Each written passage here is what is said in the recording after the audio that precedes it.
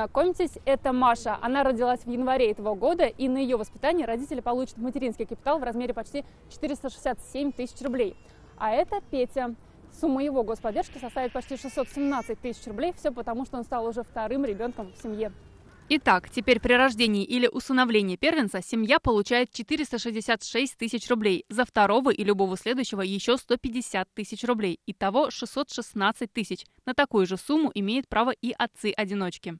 В законе право мужчин также было на получение сертификата, но только лишь мужчины, которые являлись единственными усыновителями второго либо последующих детей.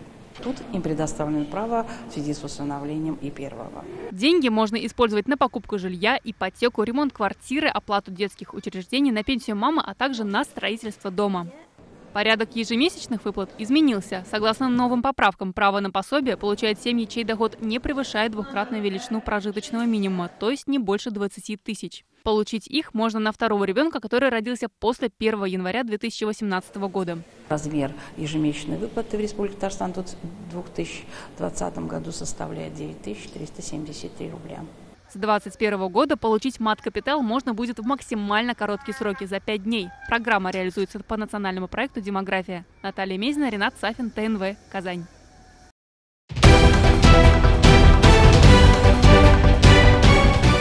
Все новости дня, выпуски программы «Новости Татарстана», программы и фильмы на сайте tnv.ru и на YouTube-канале ТНВ.